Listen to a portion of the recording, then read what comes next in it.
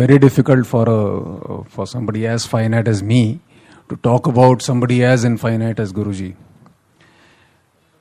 So we have had the fortune of being with Guruji, and even before we met Guruji, we were fortunate to be with some divine souls and spiritual masters. But when we came in physical contact with Guruji, when he was in physical form, it never appeared to us as if we were not with Guruji even earlier. हमें हमेशा यही लगा कि ये एक larger design में गुरुजी का एक प्रोसेस है, उन्होंने ऑर्केस्ट्रेट किया है. हम पहले भी उनसे कनेक्टेड थे और उसके बाद भी, मिलने के बाद भी, we were connected with him.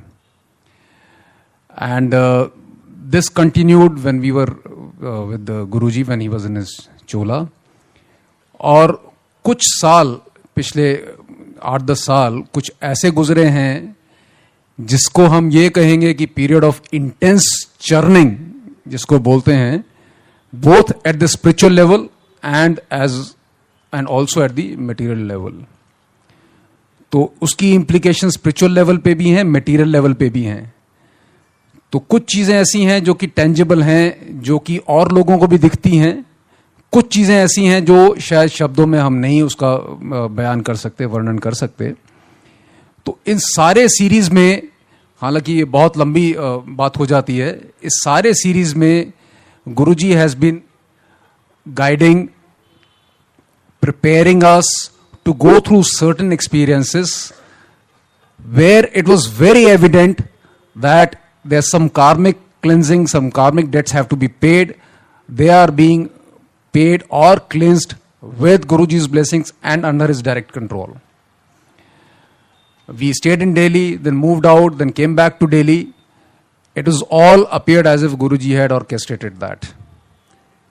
Last year, पिछले साल, we came back to Delhi, and when I came to Delhi, so we were in Delhi Cant, and there was a small house in Delhi Cant, a temporary kind of a house. It was not a proper house as such, जो कि हमको उस वक्त मिला जिसमें हमें रहना था.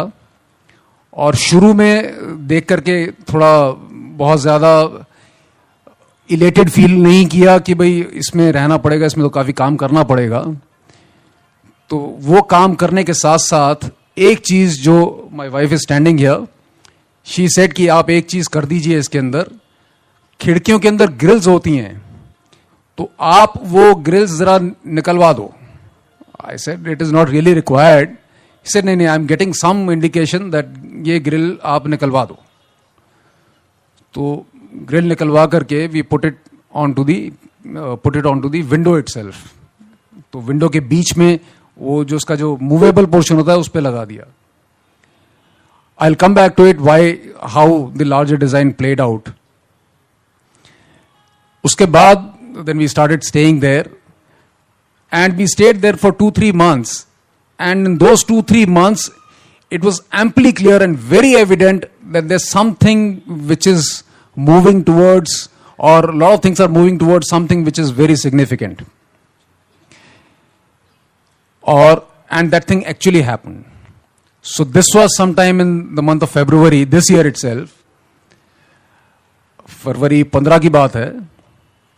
सर्दी थी, बाहर बारिश हो रही थी, and we were sleeping night time.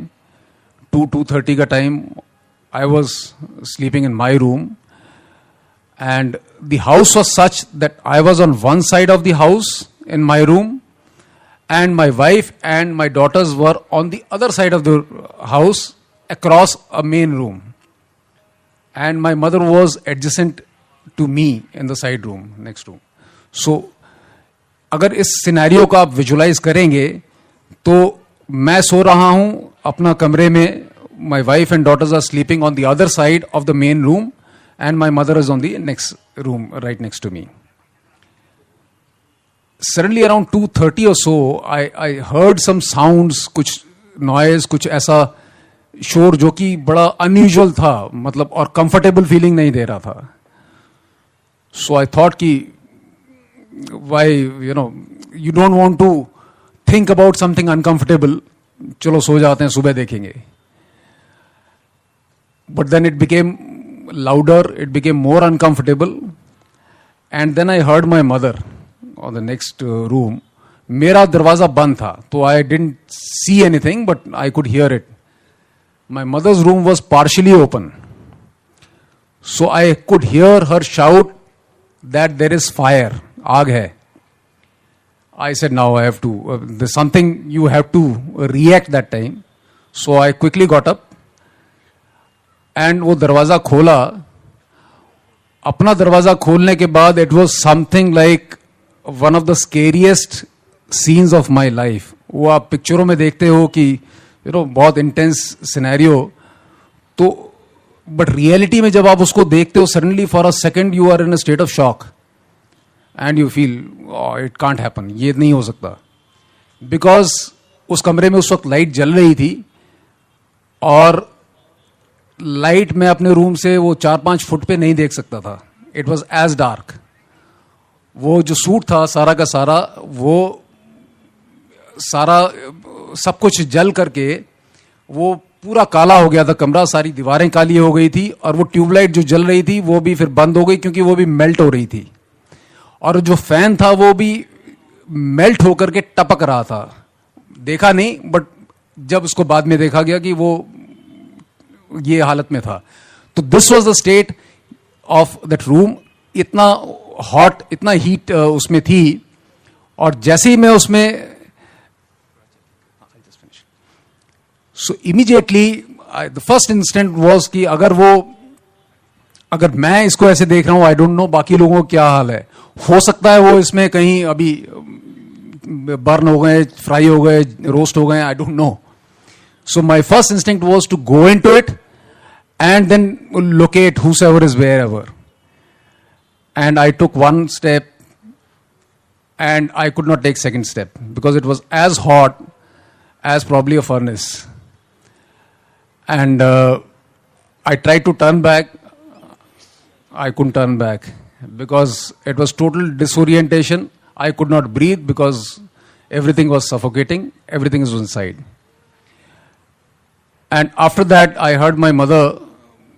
She's also yelling at some place. By that time, she had moved to the window of her room where she could probably stand and breathe by keeping her face outside. But उधर तक आग नहीं थी. And I started moving towards somewhere I don't know. I'll come back to it a little later. And उसके बाद I lost consciousness. Came back. I was in hospital.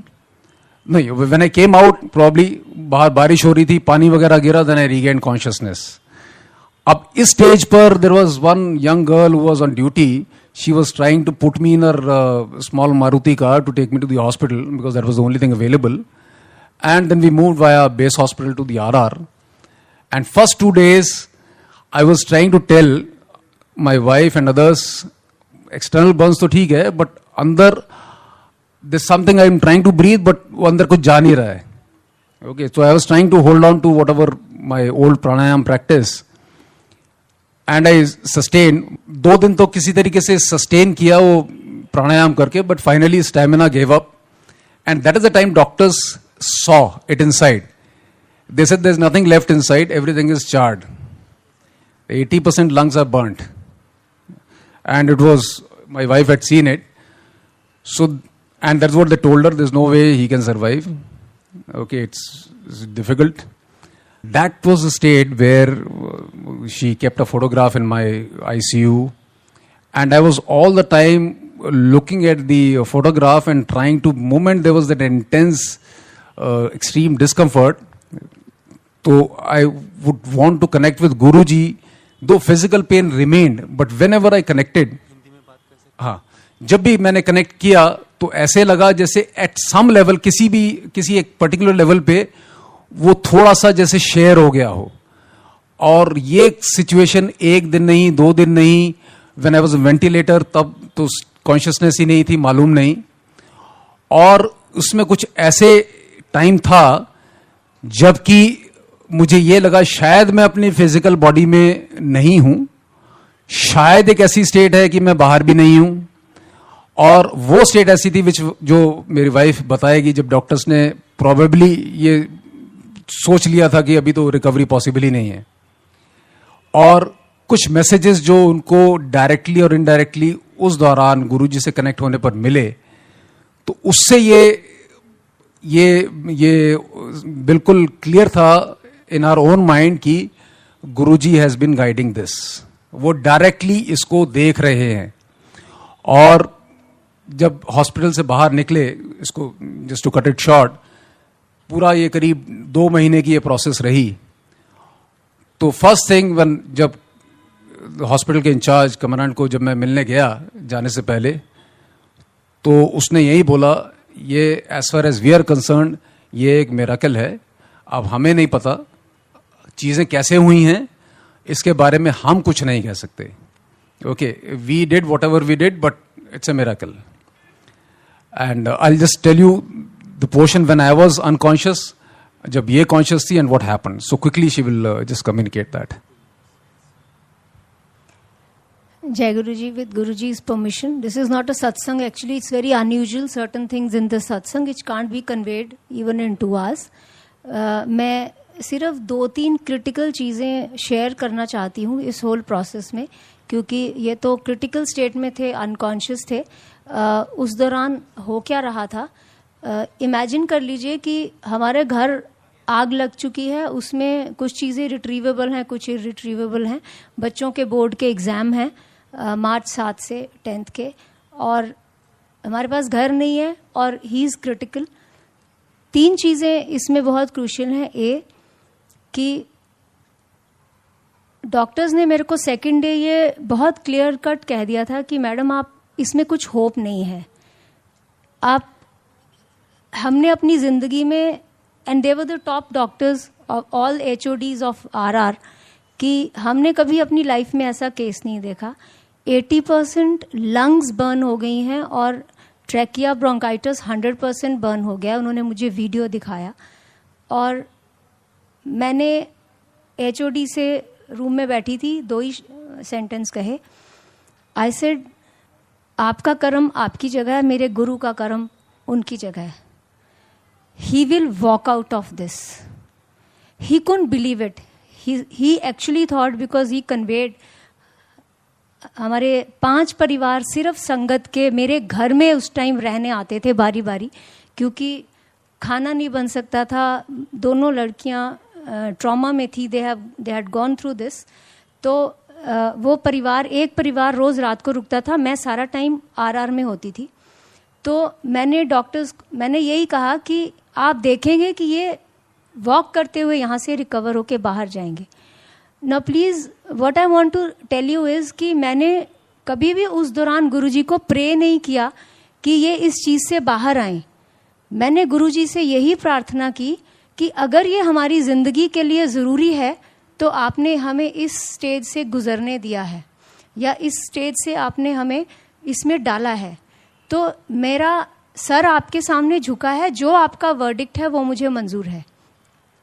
और दूसरी बात, कोई भी हमारे जो रिलेटिव्स थे, मैंने उनसे सबको रिक्वेस्ट किया कि प्लीज़ कोई हॉस्पिटल में नहीं आएगा, कोई मिलने नहीं आएगा। एक आदमी सबको रोज़ इनकी कंडीशन के बारे में SMS करेगा। उसका रीज़न ये था कि जब कोई भी हमें मिलने आता है, वो एक अफसोस के भाव से आ रहा है, एक नेगेटिविटी लेके आ रहा है। और मेरे लिए ये बहुत क्रूशियल था। मैं जानती थी कि ये इतनी क्रिटिकल स्टेज थी मेरे बच्चों और हस्बैंड के लिए कि मेरे को एक वॉल क्रिएट करनी थी पॉजिटिविटी की, कि कोई भी दुख भरी चीज़ माइंड में लेके नहीं आए। That is the message I was getting from Guruji. So this was the second thing कि मेरे बच्चों को 1 महीने तक ये पता भी नहीं था कि उनके फादर किस स्टेज से गुजरे हैं। मैंने उनसे इतना ही कहा था कि वो उनको बस बैंडेजेस कर रहे हैं, आपको तो पता है हॉस्पिटल में। माई किड्स डिडंट नो कि what the father was, because जो संगत के परिवार हमारे घर में आते थे, आई टोल्ड देम कि आपने ऐसे यहाँ रहना जैसे कोई पिकनिक पे आए हैं। तो वो रात के 2-2 बजे तक हम जोक्स क्रैक करते थे, हंसते थे। और कभी भी हमने मुझे पता था कि any time he can slip away. Doctors ने ये हमें कोई होप नहीं दी थी, बहुत स्पष्ट बोला था कि ये उम्मीद आप छोड़ दीजिए। So you know that what I am trying to say is कि जो गुरु का विश्वास है वो रख के उस टाइम पे हम आगे बढ़े. एंड आज ये आपके सामने है. डॉक्टर्स ने कहा कि अगर ये कभी निकल भी आए स्टेज से तो 6 महीने से पहले रिकवर नहीं होंगे. 3 महीने के अंदर इन्होंने ऑफिस ज्वाइन कर लिया था.